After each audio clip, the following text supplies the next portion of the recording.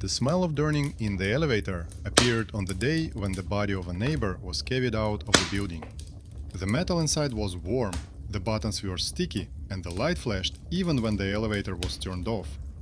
Anna ran her finger along the panel and saw a black streak, as if someone had burned a wire and wiped it on the plastic. The elevator jerked, froze between floors, then reluctantly continued on, leaving the feeling that the box of cables and rust had memorized a foreign smell and did not want to give it up. I welcome those who are listening to this story. Please write in the comments where you are watching from, and I wish you a peaceful but attentive listening experience. Anna was holding a bag with items from the sealed apartment upstairs: empty vials, an old blood pressure monitor, and tied-up receipts. The relatives section of the death certificate was left blank. The section on single pensioners contained a dry statement that the property would be temporarily retained until the commission made a decision. For Anna, something else was more important: that after all the checks, no one would remember her small two-room apartment and start digging through the documents. She was more afraid of losing her home than she loved peace and quiet. She remembered Aunt Lida from her childhood: caramels, an iron for a while, advice on laundry. Sometimes the old woman called her by a childhood nickname that only her mother used, although Anna never repeated it. She didn't want to ask questions, and the conversations turned to the pharmacy, queues, and prices. When her neighbor was found in the kitchen, her spotted cat was sitting next to the radiator. Its yellow eyes looked calmly at the people. A minute later, the cat disappeared, and no one understood who had taken it. The official part went quickly: a stamped piece of paper on the door, tape around the edges, the rug removed. The light bulb in the stairwell was replaced, and the light became cold. At night, Anna woke up to the sound of scraping on metal.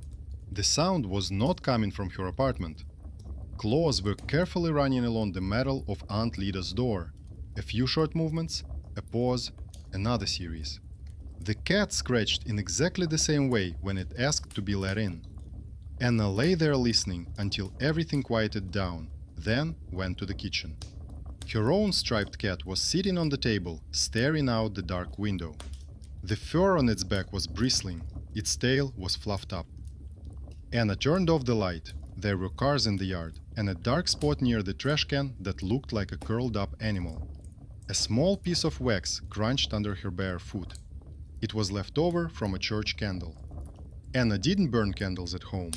Her fingers smelled of a sweet, familiar scent, like Aunt Lida's when she returned from church. In the morning, she decided she was tired. The funeral, the queues, the signatures, she threw the wax away. But the little things continued to bother her. A white enamel bowl with dry food appeared at Aunt Lida's door, just like before. The stamped paper hung in place, and no one officially opened the door. The next day, the bowl disappeared, leaving crumbs and a few white hairs on the carpet, very similar to cat hair. Before, they only annoyed the cleaning lady, but now they were an eyesore. Anna worked at a pharmacy and took on extra shifts to spend less time at home and feel a little calmer about her bills. In the evening, the janitor Victor, the same Vitya with a broom, came into the pharmacy. He asked for cheap pills and added that at night someone was walking back and forth on their staircase, and in the morning there were small footprints on the steps near the door of their deceased neighbor. He didn't believe in ghosts, but he didn't like it when something incomprehensible ruined his neat notebooks with garbage truck numbers. On her way home, Anna saw the footprints herself. They weren't from shoes, but small, round prints, like paw pads.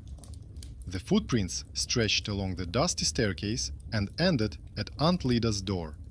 She wanted to touch one of the prints with her finger, but she restrained herself. The last thing she needed was for someone to catch her crouching by the sealed apartment. That night, she dreamed about their building. On each flight of stairs, a cat came out to meet her. First a young one, then an older one, and finally an almost white one. On each flight, it disappeared under Aunt Lida's door, and Anna kept climbing and climbing. She woke up in her bed with her own cat at her feet. but the feeling of the stairs under her feet still lingered. In the morning, an old rubber mouse lay on the windowsill in the kitchen. It was worn out, with its eyes almost rubbed off. Anna immediately recognized the toy. Aunt Lida often threw it down the hallway, and the spotted cat would rush after it and stop at the door. The toy always lay in their hallway, in someone else's apartment, behind someone else's door. Now it lay among Anna's mugs and boxes of food, smelling of dust, medicine, and the same candle wax. Her own cat stood nearby, looking not at the toy, but at the corner of the kitchen, up where the wall met the ceiling. Its gaze was tense, focused, like that of an animal that sees someone humans don't notice. Anna picked up the mouse, felt the stickiness of the rubber, and a sharp jolt of irritation. Things that should have remained behind closed doors were already crossing the line. That same day, an envelope with no return address landed in her mailbox. Inside was a receipt in Aunt Lida's name with a large electricity bill. At the bottom was a service stamp and a hint of an imminent decision about the apartment. Anna thought that soon buyers would be brought here, everything would be thrown out, and the place would be repainted. But the strange things clearly weren't going to wait for the commission. In the evening, instead of running away to her own place, she stopped at Aunt Lida's door. Her fingers found the old place where the nameplate had once hung. The paper with the stamp was slightly peeling at the edge, and under the tape there was a thin scratch, like a claw mark. Downstairs, a switch clicked, and the light in the stairwell went out. The silence became heavy. In the darkness, the familiar scratching sound began again. Claws carefully traced the metal on the other side of the door, persistently and patiently. Anna felt fear mixed with guilt. Aunt Lida had once asked her to take in the cat if she became too ill, but Anna had been in a hurry and refused, citing the landlady, allergies, and lack of time. The old woman's words hinted that she had once entrusted her child to neighbors and did not want a repeat. At the time, Anna dismissed it. Now, those words came back to her mind at just the right moment.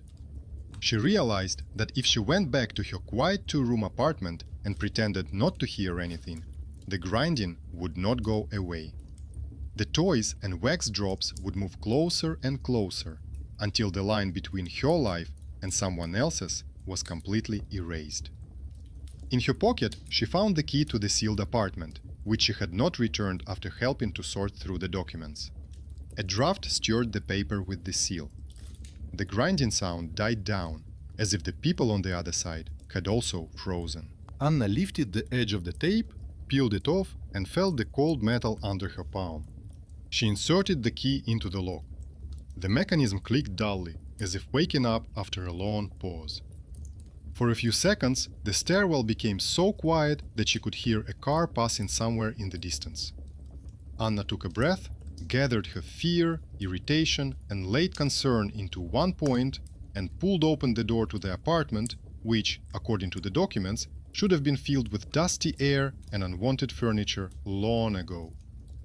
Behind the door, it didn't smell like an old apartment, but like a stairwell after being cleaned with cold water.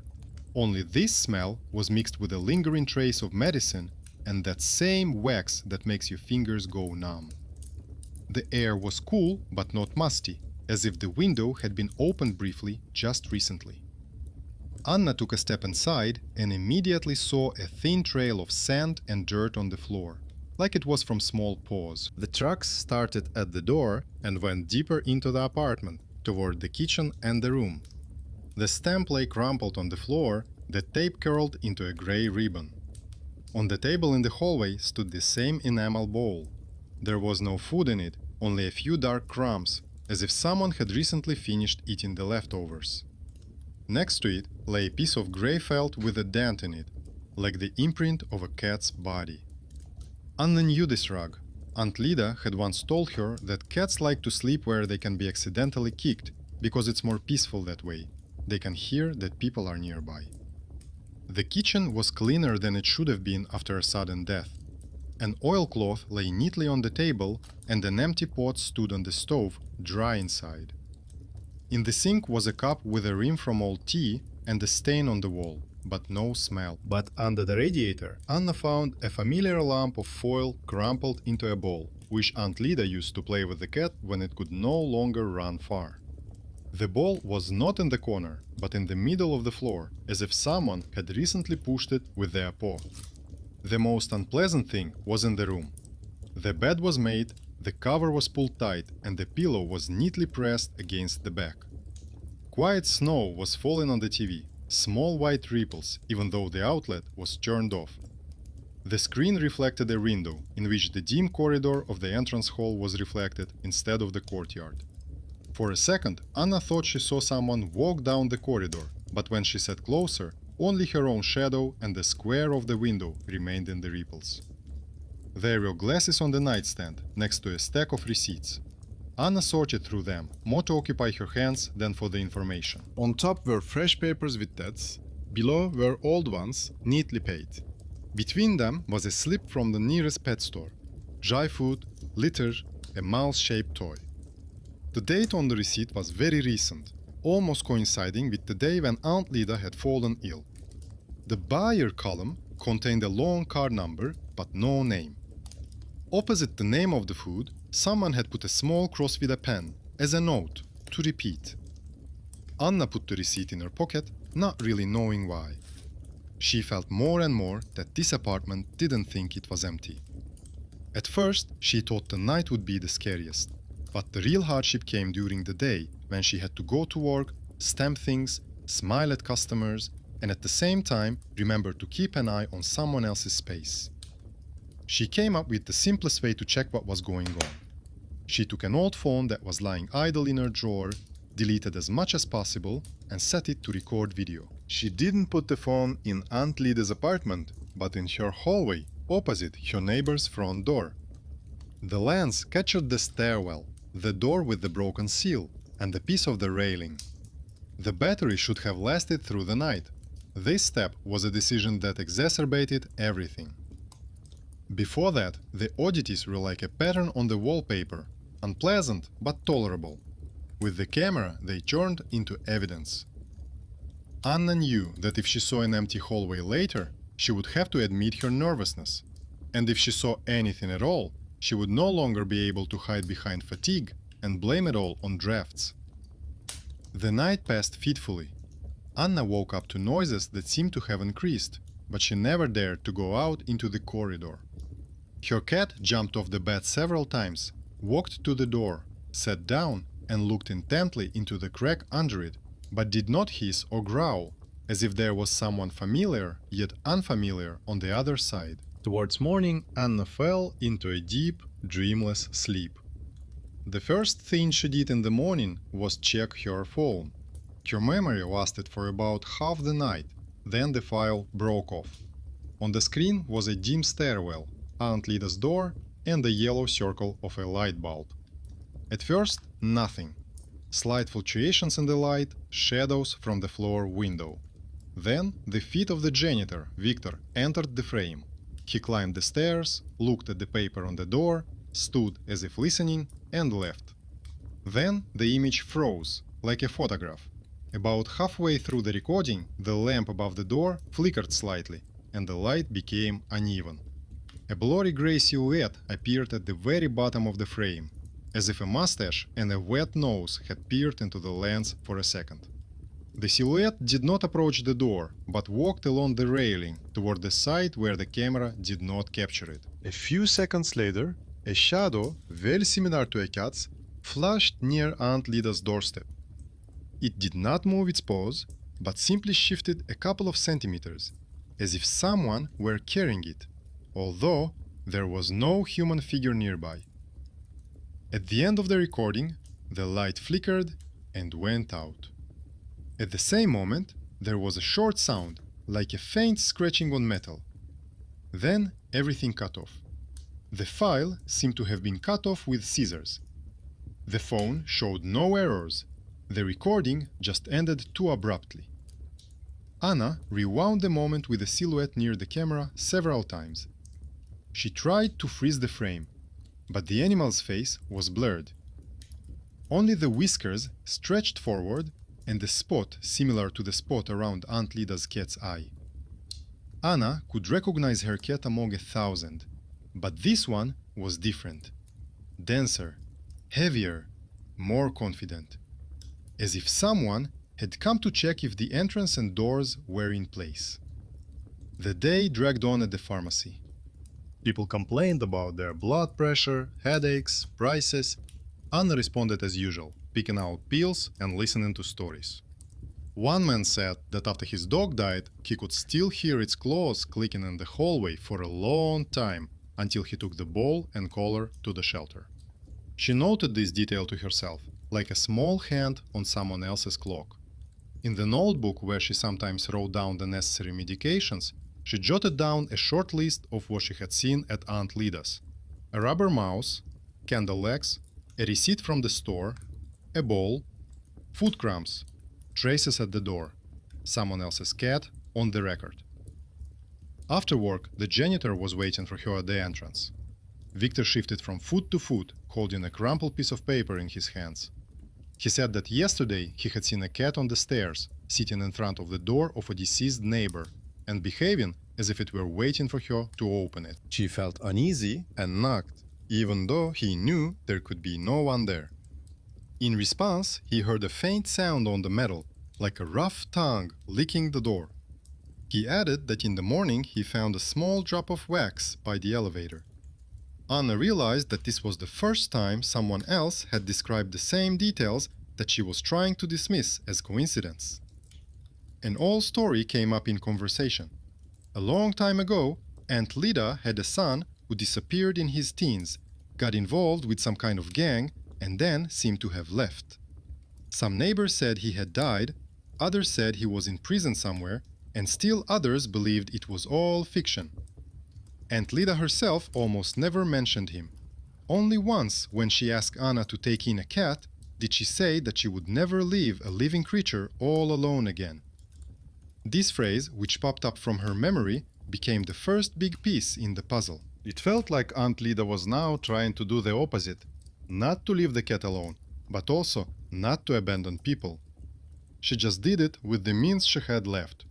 Other people's receipts, the smell of wax, an old toy. In the evening, instead of putting the phone back in the hallway, Anna decided to take a step that would open the door between her normal life and what was hiding nearby even wider. She took a small bowl from her kitchen, filled it with the food she usually gave her cat, and placed it not in her own home, but right outside Aunt Lida's apartment door. It was slightly to the side, so as not to obstruct the passage, but close enough to the threshold. Next to it, as a marker, she placed the rubber mouse. Her cat stood at the threshold and watched with interest, but did not approach. The entire stairwell smelled of the usual dinner and slightly damp concrete. Anna closed her door, leaving a gap just wide enough to slip her finger through. Her heart was beating unevenly, even though nothing had happened yet. She understood that by putting out the ball, she was acknowledging that someone was ringing the bell from an empty apartment and not just from her own imagination. She didn't play the recording again that night. At some point, she heard the familiar, faint scratching and soft footsteps on the stairs. Anna lay there, counting her breaths so as not to jump up and throw open the door. Her cat raised its head, listened, and suddenly purred quietly as if someone it had known for a long time had appeared at the door. In the morning, the bowl by the door was empty. There were no crumbs or fur nearby. Instead, there were clear teeth marks on the rubber mouse. Not from her cat, who didn't like toys at all, but from someone else's larger jaw. On the concrete floor, almost at the very threshold, lay another piece of wax with a flat surface on which a small circle was clearly imprinted. Anna realized that it was the bottom of a candle that someone had placed right here, on the very border between the two apartments. Now she had not only inner confidence, but also a chain of objects. A receipt from the store, a drawing with the silhouette of a cat, the janitor's story, drops of wax, someone else's toy in her kitchen, and an empty bowl that someone had definitely licked clean. Her fear now had an inventory number, even if it wasn't stamped. The main question remained: why did someone on the other side of the door need all this? And why did the deceased neighbor's cat keep coming back here, to the stairwell, where official papers had already begun to be checked off, redistributing someone else's life into the necessary lines? The next morning, the stairwell was unusually crowded. 2 neighbors and a man from the management company gathered at Aunt Lida's door. They discussed how the apartment smelled of medicine and wax, how it seemed like someone was walking around at night, and how a strange cat was running around the yard. One of the women said that she was tired of it, that her grandson was allergic, and that she was going to write a statement so that everything would be sealed, removed, and sold as quickly as possible. Anna stood on the step below and listened as if they were talking about something they wanted to throw away while the owner wasn't looking. It affected her more than she expected. For Anna, this apartment was not just someone else's castle, but a piece of her familiar world. Aunt Lida had always been like a backdrop: the light in the window, the smell of her soup, the quiet rustle of the TV. Now this background threatened to turn into a problem object that they write about in dry paperwork. If they start calling people from the administration, come with inspections, ask questions, they will most likely remember her. She lives nearby, works in a pharmacy, which means she should have noticed. Her boss's words immediately came to mind about how everywhere was cutting back, looking for extra people, and Anna felt the simple fear of losing her home and job intertwined with this strange, clinging horror of footsteps in the night. During her lunch break, she couldn't eat calmly. She took a crumpled receipt from the pet store out of her pocket and began to examine it as she would examine a prescription, carefully, line by line. At the top was the store's address, at the bottom was the date and time, almost coinciding with the time when Aunt Lida last came to her for medicine. Between the lines, in small print, was the discount card number. Anna saw similar combinations every day at the pharmacy. She knew that such a card could be used to track purchase history. After work, she went to the store pretending to be a regular customer. Inside, it smelled of dry food and rubber, and calm music was playing. She bought a bag of the cheapest litter so as not to look suspicious, and casually asked the saleswoman if she could check the balance on the old receipt. The saleswoman took the paper, punched in the number, and said that the card had not been active for a long time, but the history showed that almost every month the same food, the same litter, and sometimes toys were purchased there. The last purchase was a few days before Aunt Lida's death. The saleswoman did not name the card holder, but added that the woman always came with a gray cat in a carrier and asked not to make loud announcements so as not to scare the animal. This small piece of information unexpectedly warmed and burned her at the same time. Anna suddenly saw clearly how Aunt Lida carefully folded the change, held the carrier with both hands, and listened to see if the cat was coughing. There was a simple, stubborn care in these purchases that did not disappear just because a stamp was put on and a death certificate was issued. And now the neighbors at the door, the manager with his papers, and even the janitor with his tired cap seemed part of a different logic, one where the main thing was to free up square footage as quickly as possible. In the evening, Anna left the bowl at the door again. This time she didn't put any food in it, just water. She moved a small saucer closer to the bowl and dripped a little milk on it, just as her grandmother used to do. Next to it, she placed an old lid from a pharmacy jar, on the inside of which she marked a small circle with a black pen. It was her professional quirk. Even in this strange ritual, she wanted to have a control sample so that she could compare the traces later. At night, already almost asleep, Anna felt a slight tremor run through her bed, as if someone had very carefully sat down on the very edge. There was no heaviness, only a soft swaying of the mattress. Her cat was lying next to her at that moment and did not move.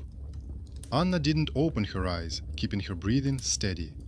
It would have been a mistake to jump up suddenly and start looking for someone who might not be visible to the naked eye. Instead, she listened. At first, there was nothing, only the noise in the pipes and a distant elevator.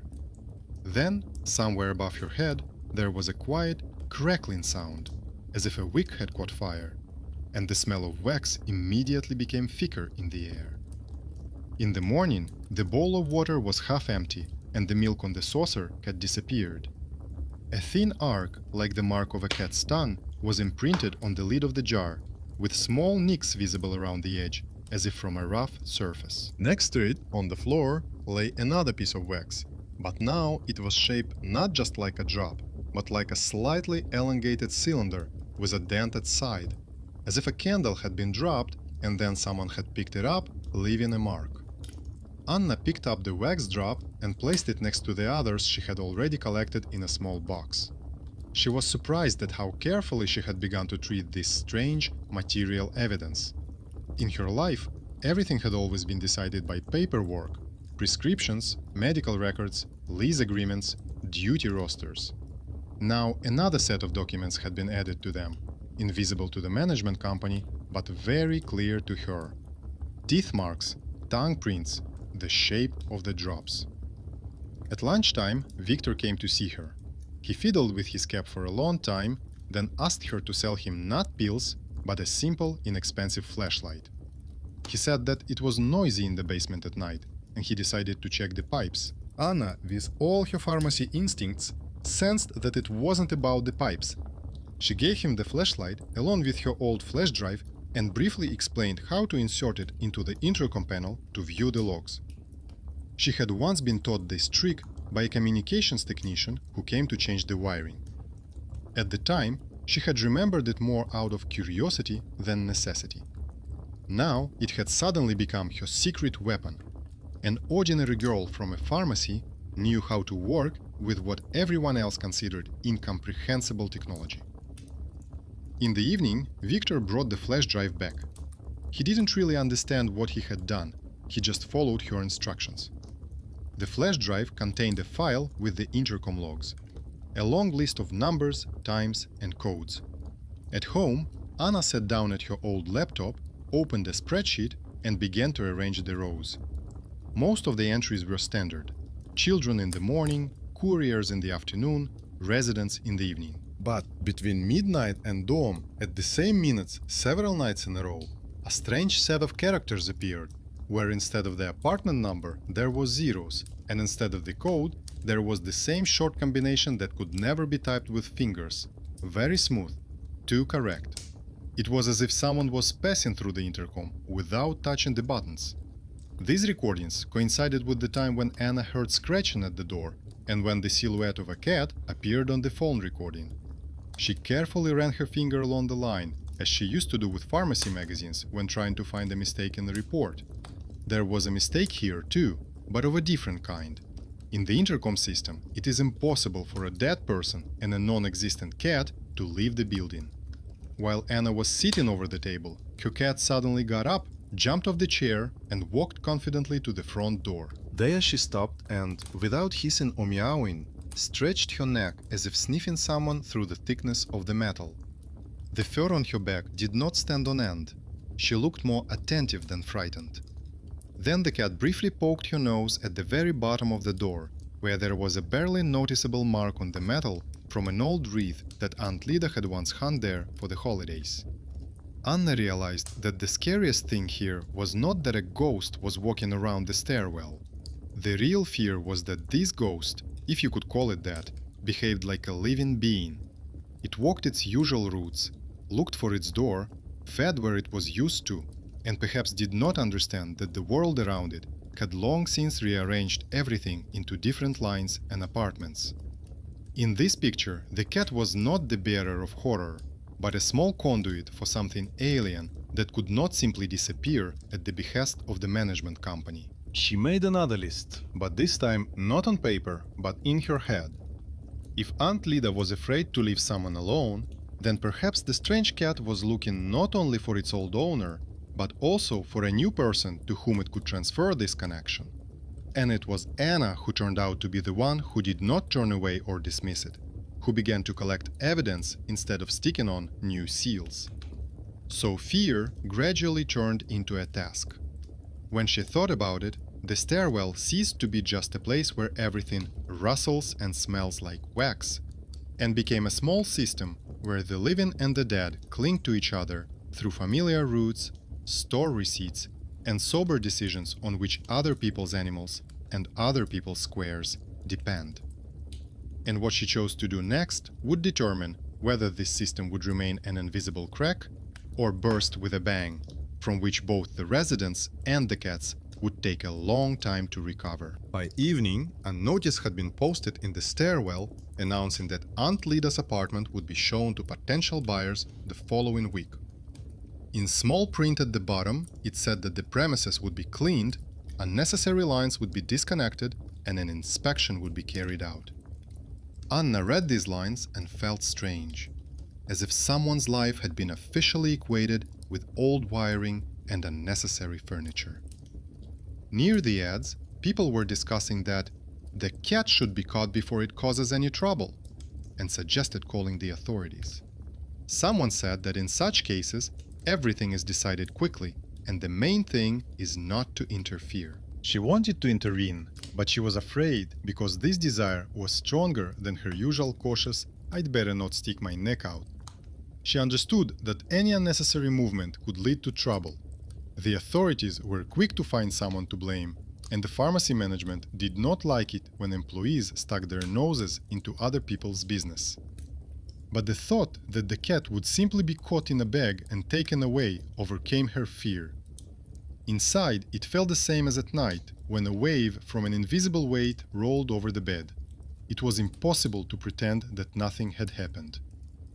The next day, Anna went to the manager and offered to help sort through the medicines and documents in the apartment.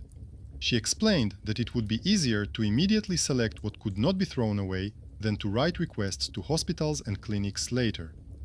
Her arguments seemed reasonable, and the woman in glasses agreed, deciding that this would save her time. The key to the apartment was in her drawer, like any other piece of inventory. Anna noticed how she habitually noted the issuance in the log, and involuntarily thought that another thin line of the official history of the house had just connected with what was walking past her door at night. The door to Aunt Lida's apartment opened heavily, as if the air behind it had not been touched for an entire era, even though only a few days had passed. Inside, it smelled the same as it did at night, of medicine, wax, and something like old starch. There were cups in the kitchen, one with a baked-on tea stain, and a folded napkin on the windowsill, which had probably once held a bowl. On the table were receipts, prescriptions, and a schedule of appointments at the clinic. Anna knew all of this almost by heart as a type of document, but not as someone's biography. She sat down at the table and began to neatly sort the papers. Prescriptions in one pile, utility bills in another, old letters in a third.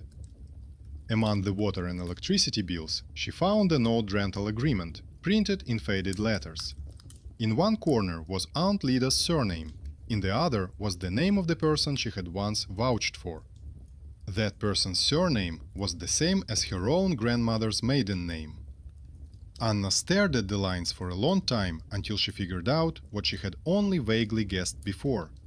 Many years ago, when her family was moving and looking for temporary housing, Aunt Lida was already part of their story, just from a different angle. It turned out that this woman had once helped them keep a roof over their heads, but the family hardly ever talked about it, attributing it all to chance. Now everything looked different. The cat tracks, the smell of wax, the rustling at the door at night, and the intercom lock with zeros all came together to form a different picture. It was not only a haunted stairwell, but also a house where two strangers' life paths had once intertwined, and now one of them demanded an answer. Anna felt this thought almost physically, like a slight pressure in her chest, for which anxiety pills are usually prescribed. She took her old phone out of her bag, placed it on a stand in the kitchen, and turned on the video recording. She pointed the camera so that the door, window, and corner of the table with receipts were in the frame. It was her conscious decision to leave an eye that does not believe in rustling sounds, but records shadows and movements. She understood that this was a step toward what frightened her, staying in the apartment at night, even with the possibility of leaving. When Victor found out that she was going to spend the night there, he quietly said that he would be nearby, in the basement, supposedly checking the pipes. Officially, he was doing technical maintenance, but unofficially, he was backing her up with his presence and a set of keys. He was usually perceived as a background figure who simply swept the floors, but now it turned out that his silent consent determined whether the entrance to the floor would be closed ahead of time. At night, the apartment breathed differently than people did. The walls crackled from the temperature change, the pipes rattled, and somewhere under the floor, plastic bags or mice rustled.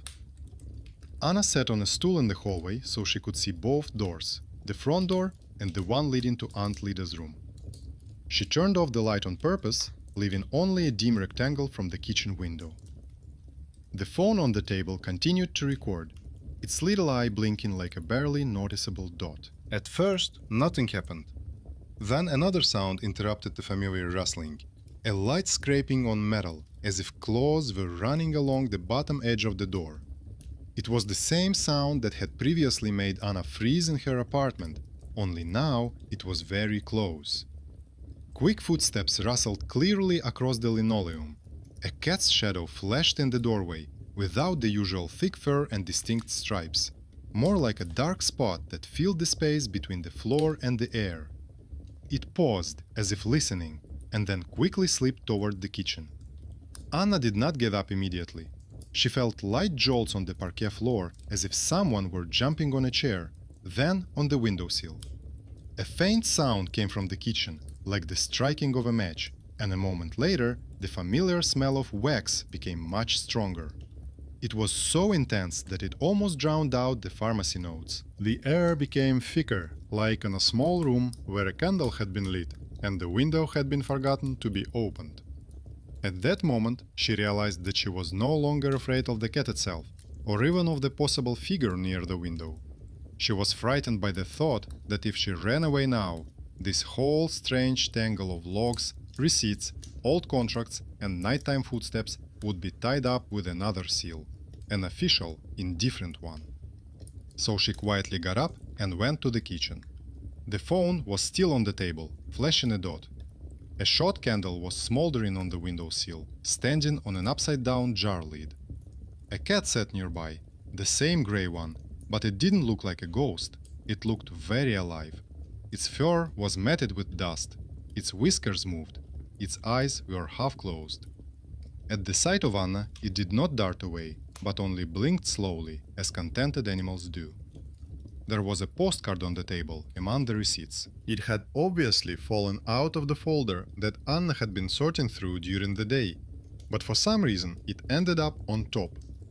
The card was written in neat old handwriting, saying that a neighbor from her former address thanked Aunt Lida for helping a little girl whom she had once taken in during the summer while her parents were sorting out their documents. The girl's name was the same as Anna's. She read the lines several times, until the meaning became so simple that it was almost embarrassing. All these years, she had lived in a house where she had once been saved from someone else's bureaucracy. And now this house, through cat tracks, reminded her that debts are not only monetary. By morning, the candle had burned out. The cat had fallen asleep right on the edge of the bedspread in Aunt Lida's room, and the phone had recorded a long file in which almost nothing was visible, only a blurred shadow and a rare glimmer of light. There was enough left in the device's memory to pause at one strange moment, when the cat walks from the hallway to the kitchen, past a closed door, and for a second another, larger dark spot appears behind it, as if following slightly behind and at the same time separately. This frame proved nothing, but for her it became a personal boundary between what could be explained in familiar words and what was better left as it was. When the manager arrived with the keys and papers, Anna already knew what she was going to say. She showed her the box of medicines, neatly arranged by expiration date, made a list of things that could not be taken away without informing her relatives, and announced that she was officially taking the cat home with her and was ready to do whatever was necessary to keep it from being sent to an unknown shelter. Victor confirmed that the animal had indeed lived with Aunt Lida for many years and added that the owner had asked that it be entrusted to someone who was not afraid of extra trouble. He had made up these words himself, but he said them with such confidence that they sounded like a quote from something written. There was nothing mystical about the service and administration in this story. Several new lines appeared in the journals. The Apartment Transfer Act, a note that the cat had been transferred to its new owner, and a comment that the premises had been inspected and were being prepared for sale. The intercom was updated, the strange zeros disappeared from the logs, replaced by neat rows of apartment numbers and new codes. From the outside, it all looked like a normal sequence of events. But for Anna, the consequences were different. The cat now slept at her bedside, sometimes waking up in the middle of the night and going to the door where her former owner had once lived. At such moments, the air was again filled with the light smell of wax, even if there were no candles nearby. Victor began to visit the pharmacy more often, not only for flashlights, but also just to ask if she needed any help. The neighbors on the staircase continued to complain about drafts and noise, but now they did so more quietly, sometimes even leaving bowls of water at strangers' doors. Anna kept a box with wax drops, a jar lid with a tongue print, and an old postcard thanking her for helping the girl. For others, it would have been a pile of junk, but for her, it was a personal archive of the stairwell, where lines from receipts, logs, and other people's memories came together to form a single story. The fear that someone was walking up the stairs at night did not disappear completely, but it was replaced by another feeling. She was no longer a random tenant among paper seals. Her own decision to enter a stranger's apartment, take responsibility for the cat, and acknowledge her old connection to this house made her part of the force that kept the house from falling apart completely. From the outside, it still looked like an ordinary stairwell with peeling paint and crooked mailboxes. Inside, there remained the knowledge that sometimes the quietest people in terms of status, a pharmacy employee and a janitor, maintained the fragile order between the living and the dead, much more reliably than any seals or instructions. And if the door scraped again at night, or a cat's shadow ran across the stairs, Anna already understood that this was not just a scare tactic for the neighbors, but a reminder of how easily love and duty cross boundaries that seem final to the housebook.